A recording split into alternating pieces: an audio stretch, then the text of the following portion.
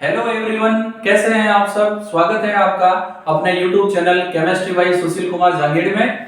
मैं आज आपके लिए जो टॉपिक लेकर आया हूं वो है कैरियर आफ्टर 12th साइंस, यानी 12th साइंस पास आउट करने के बाद हमें किस फील्ड में जाना चाहिए ताकि अपने लिए प्रॉफिटेबल हो।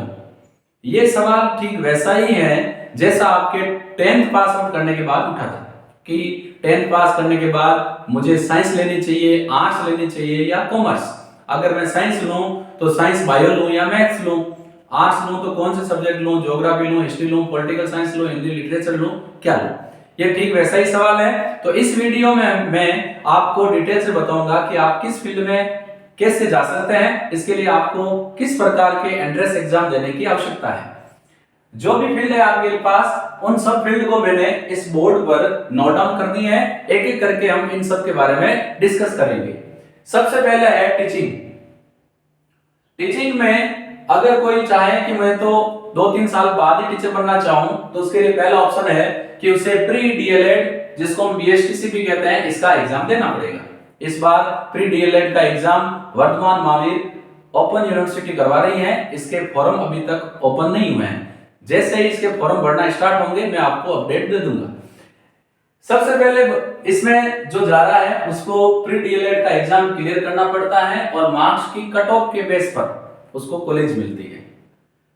अच्छे मार्क्स है तो गवर्नमेंट कॉलेज मिलती है और कम मार्क्स है तो आपको प्राइवेट कॉलेज भी मिलती है। अब जैसे ही उसको कॉलेज आवंटित हो गई है, उसको 2 साल तक डिप्लोमा करना पड़ेगा। डिप्लोमा करना पड़ेगा और डिप्लोमा करने के बाद वो 3rd ग्रेड प्राइमरी टीचर के एग्जाम देने के लिए एलिजिबल है। ये जो टीचर का अगर क्वालिफिकेशन एग्जाम, टीचर का जो क्वालिफिकेशन एग्जाम है वो पास आउट कर लेता है तो ये क्लास 1st से 5 तक के बच्चों को पढ़ाते हैं। अगर हम ये चाहें कि हम तो और आगे जाना चाहें तो अपने पास विकल्प ये है कि हमें बीएससी बीएड कर लेनी चाहिए। मैथ्स वाले बच्चे फिजिक्स केमिस्ट्री मैथमेटिक्स से कर सकते हैं, बायो वाले बच्चे फिजिक्स केमिस्ट्री और इसके अलावा बायो वाले बच्चों को फिजिक्स नहीं मिले तो चलता है, केमिस्ट्री, बॉटनी और जूलॉजी। सबसे अच्छा ऑप्शन है बीएससी बीएड का। बीएससी बीएड साथ में करने का फायदा यह है कि आपके 4 साल में दोनों ही डिग्रियां आपको मिल जाएगी। बीएससी बीएड का जो एग्जाम है जिसको हम बोलते हैं पीटीईटी, वो भी इस बार वीएमओयू ही करवा रहा है। इसकी जो लास्ट डेट है वो है 31 मार्च। इसके बारे में मैंने आपको डिटेल से एक वीडियो बताया था, वो आपने जरूर देखा होगा। अगर डेट और एक्सटेंड होती है और जिन बच्चों ने फॉर्म नहीं भरा वो भर सकते हैं, बाकी मैक्सिमम बच्चों ने फॉर्म भर दिया होगा। अब बीएससी बीएड आप जैसे ही 4 साल में कंप्लीट करते हैं, ये एग्जाम के बाद आपको कॉलेज आवंटित होती है। जैसे ही आपके 4 साल कंप्लीट होते हैं उसके बाद जिस स्टेट से आप बिलोंग करते हैं उस स्टेट की गवर्नमेंट वैकेंसीज निकालती है। जैसे मैं राजस्थान की अगर बात करूं तो राजस्थान गवर्नमेंट अगर 2nd ग्रेड की वैकेंसी निकालती है तो आप उसके लिए एलिजिबल हैं। ये एग्जाम करवाते हैं राजस्थान में Rajasthan public service commission, Rajasthan लोक सेवा आयोग एग्जाम करवाता है और उस एग्जाम में एमसीक्यू बेस पर एग्जाम होता है। अगर आप टॉप मोस्ट में आ जाते हैं तो आप सिलेक्ट हैं। कट ऑफ पर बेस करता है, किस पर बेस होता है कि कितनी सीटें हैं, सीटों के बेस पर फिर कट ऑफ होती है। कट ऑफ के अंदर अगर आपके नंबर है तो आप 2nd ग्रेड टीचर हो। ये जो 2nd ग्रेड टीचर है ये क्लास 6 से 10 तक के बच्चों को पढ़ाते हैं। अब कोई चाहे कि मैं तो नहीं 1st ग्रेड लेक्चरर बनना चाहूंगा, जैसे मैं खुद एक 1st ग्रेड लेक्चरर हूं, तो इसके लिए आपको आगे बीएससी करने के बाद, जैसे आपने बीएससी बीएड कर ली है तो बीएससी बीएड करने के बाद आपको एमएससी करनी पड़ेगी। एमएससी उसी सब्जेक्ट से करें जिस पर आपकी कमांड अच्छी हो।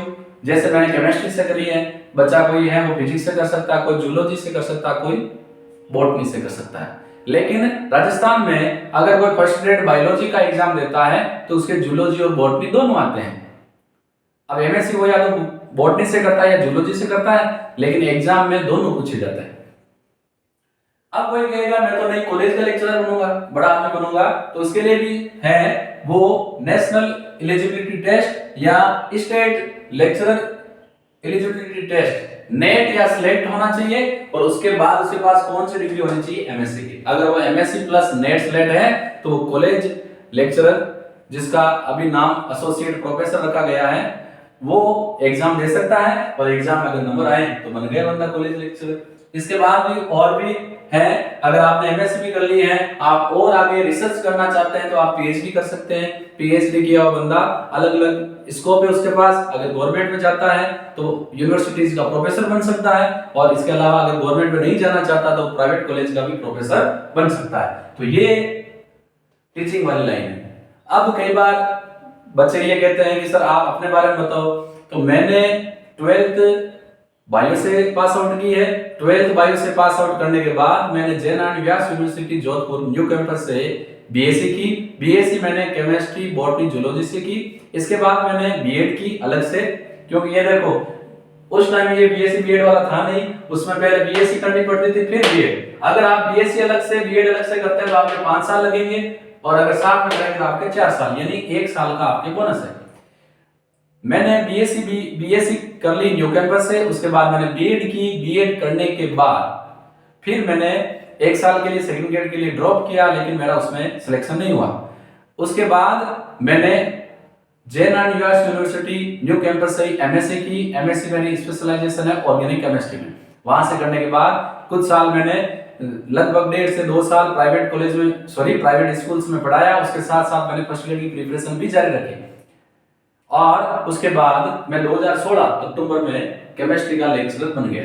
अभी मैं नागौर जिले में पोस्टेड हूं। तो ये तो थी मेरी बात। मैंने सारी एजुकेशन गवर्नमेंट स्कूल से की, 12वीं बायो से की। उसके बाद न्यू कैंपस जोधपुर से मैंने बीएससी की। उसके बाद बीएड किया, फिर एमएससी की। एमएससी केमिस्ट्री से की। उसके बाद 2 साल तक प्रिपरेशन करने के बाद रिजल्ट में मेरा सिलेक्शन हुआ, और मैं अभी आपके सामने as a government chemistry lecturer हूं। अब ये तो रही मेरी बात, कुछ बच्चों ने कहा इसलिए मैंने बताया है। अब आता है मेडिकल साइंस में, और मेडिकल साइंस में नाम आते हैं अपने पास आता है नीट। ये एंट्रेंस एग्जाम है। अभी वर्तमान टाइम में लगभग 2 सालों से सबसे ज्यादा ट्रेंड में है नीट। हर किसी का सपना है नीट करूं, क्लियर, डॉक्टर बनूं। तो नीट करने के बाद अगर आप मेडिकल में जाते हैं तो आपके 5 साल का सिलेबस होता है। 5 साल का आपको कोर्स करना पड़ता है, जिसमें अलग अलग है। एमबीबीएस एलोपैथी में आप जा सकते हैं, बीयूएमएस यूनानी में आप कर सकते हैं, बीएचएमएस होम्योपैथी में कर सकते हैं, बीएमएस आयुर्वेदा में कर सकते हैं, बीडीएस डेंटल में कर सकते हैं। ये बेस करता है कि आपके नीट में कैसे नंबर आए हैं। टॉप मोस्ट नंबर वालों को एमबीबीएस एलोपैथी मिल जाती है। उसके बाद जैसे जैसे लोअर जाते हैं, कई आयुर्वेदा में चले जाते हैं, कई डेंटल में चले जाते हैं, लेकिन सबका सपना ये है कि मैं टॉप मोस्ट का डॉक्टर बनूं। इसमें भी नीट टॉपर जो होते हैं, अगर वो एम्स से अपने एमबीबीएस करना चाहते हैं तो उनको एम्स यूनिवर्सिटी जो कॉलेज होती है वो भी मिल जाती है। तो नीट करने के बाद आपके पास ये है, और नीट जिसने कर ली, सभी बायो वाले बच्चों का सपना होता है, मैथ्स वाले कर नहीं सकते। बायो वाले बच्चे यही सपना देखते हैं कि कब डॉक्टर बनूं, तो उनको नीट क्लियर करनी पड़ती है। और नीट के लिए आपके यूट्यूब पर और ऑफलाइन ऑनलाइन खूब सारे कोचिंग क्लासेस चलती है, उनका आप सहारा ले सकते हैं। इसके बाद कि भाई हम तो ये इसमें सिलेक्शन नहीं हुआ, इसमें नहीं जाना चाहते, तो आपके पास एलाइड हेल्थ साइंस भी है। इसमें आप बैचलर ऑफ फार्मेसी कर सकते हैं, बीएससी नर्सिंग। बीएससी नर्सिंग आपके 4 साल की होती है, और उसके बाद आप चाहें तो एमएससी नर्सिंग भी कर सकते हैं। बीएससी नर्सिंग में आपको बीएससी प्लस नर्सिंग दोनों की डिग्रियां मिलती हैं। अभी राजस्थान में कुछ साल पहले, लगभग 2-2.5 साल पहले, एक सीएचओ का एग्जाम हुआ था, कम्युनिटी हेल्थ ऑफिसर। उसमें बीएससी नर्सिंग किए हुए बच्चे भी और नर्सिंग किए हुए बच्चे दोनों एलिजिबल थे, और वो लगे भी हैं। इसके अलावा आप बीएससी मेडिकल लैब टेक्नीशियन से कर सकते हैं, बीएससी रेडियोथेरेपी से भी कर सकते हैं। इसके अलावा आपके पास और हैं पैरामेडिकल वाले। इसमें आप ईसीजी टेक्नीशियन, जो ईसीजी करते हैं, इलेक्ट्रोकार्डियोग्राफी, इसके अलावा एक्सरे, खूब सारे ऑप्शन आपके पास है। तो ये तो हमने बात की मेडिकल साइंस की। अब हम बात करते हैं इंजीनियरिंग की। इंजीनियरिंग में आप बैचलर ऑफ इंजीनियरिंग कर सकते हैं, 3 साल का है। इसके अलावा आप बी टेक कर सकते हैं, बैचलर ऑफ टेक्नोलॉजी। इसके अलावा आप बीसीए भी कर सकते हैं, बैचलर ऑफ कंप्यूटर एडमिनिस्ट्रेटर, वो भी कर सकते हैं। इसके अलावा आप टॉप मोस्ट इंजीनियरिंग कॉलेज में जाना चाहते हैं, तो इसके लिए आपके पास 2 प्रकार के एंट्रेंस एग्जाम होते हैं, आईआईटी और एआईट्रिपल। ये करने के बाद आपके पास, जिसने आईआईटी क्लियर कर ली, उसके पास अगर टॉप मार्क्स आते हैं तो खूब सारी जो ये इंडिया के टॉप मोस्ट आईटीआई कॉलेज हैं, उसमें आप एज ए स्टूडेंट काम कर सकते हैं। इसमें ऑप्शन खूब सारे हैं। आप सिविल इंजीनियरिंग कर सकते हैं, आप केमिकल इंजीनियरिंग कर सकते हैं, आप आईटी सेक्टर में जा सकते हैं, आईटी वाली इंजीनियरिंग कर सकते हैं, मैकेनिकल इंजीनियरिंग कर सकते हैं, या माइनिंग इंजीनियरिंग कर सकते हैं। इंजीनियरिंग बहुत ज्यादा फील्ड है इसमें, ये तो मैंने कुछ ही लिखा है, खूब सारे फील्ड है आपके पास, लेकिन जो ज्यादा ट्रेंड में चलता है बच्चे उसी के पीछे भागते हैं। अब कि हम तो ये नहीं करें, कौन टीचर बने, कौन डॉक्टर, हम नहीं बनना चाहते, हम तो ना इंजीनियरिंग बनना चाहते, कुछ नया करेंगे। और नया करने के लिए आपके पास एक है नेशनल डिफेंस एकेडमी एनडीए, इसमें आप आर्मी में जा सकते हैं, आर्मी ऑफिसर्स भी बन सकते हैं, आप नेवी में जा सकते हैं, आप कहां जा सकते हैं, एयरफोर्स में। एयरफोर्स नेवी में जो एयरफोर्स है इसमें आजकल जो अग्निवीर वाला है वो भी है, और उसमें फिर टॉप कैटेगरी वाले बच्चे आगे परमानेंट भी होते हैं। अब आता है स्टार वाला, स्टार और लाल बत्ती याद देखते ही याद आती है। सिविल सर्विसेज, प्रशासनिक सेवा में आप जाना चाहते हैं तो राजस्थान की बात करूं तो राजस्थान में आरपीएस एग्जाम करवाती है, और उसमें टॉप रैंकर को आरएएस बनाया जाता है, और इसमें होता है एसडीएम। आप क्या बन सकते हैं, सीधे एसडीएम। अगर आपने आरएएस फाइट कर ली, टॉप मोस्ट नंबर्स में आप हैं। इसके अलावा जैसे जैसे लोअर जाते हैं वैसे वैसे तहसीलदार एटसेट्रा बनते हैं। अब कि हम तो आरएस कौन बने, एसडीएम नहीं, हम तो सीधा डीएम बनना चाहते हैं, डिस्ट्रिक्ट मजिस्ट्रेट, सीधा जिला कलेक्टर बनना चाहते हैं। तो हमें क्या करना पड़ेगा, हमें union public service commission UPSC, अभी एक मूवी ट्रेंड में चल रही है 12 फेल होने के बाद बंदे ने यूपीएससी क्लियर किया, वो क्या बन गए, आईएएस। तो आपको यूपीएससी का एग्जाम देना पड़ेगा, इसमें मेन और प्री दोनों होते हैं। ऐसे आरएस जो होता है इसमें भी मेन एग्जाम बाद में होता है, पहले प्री फिर मेन, और उसके बाद क्या होता है, इंटरव्यू। इन सब के बाद आपके कट ऑफ नंबर आते हैं, और नंबर के बाद आपको टॉप मोस्ट सर्विस में जाने का मौका मिलता है। यूपीएससी में भी वही होता है, प्री मेन उसके बाद इंटरव्यू।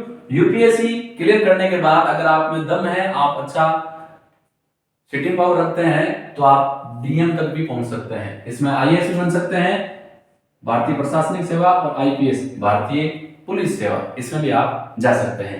लेकिन मैं ये नहीं कहूंगा, लेकिन ये इसमें जो बंदा जाना चाहता है उसके पास बहुत ज्यादा सिटिंग पावर, बहुत ज्यादा पढ़ने का जुनून होना चाहिए, क्योंकि ये ऐसे नहीं कि बटन दबाया, बटन दबाते हम यूपीएससी क्लियर कर लिया। इसके लिए बहुत ज्यादा मेहनत की आवश्यकता है, नामुमकिन नहीं है। मैं ये नहीं कह रहा हूं नामुमकिन है, हम वैसे ही बनते हैं, लेकिन इसके लिए आपको बहुत ज्यादा मेहनत करने की आवश्यकता है।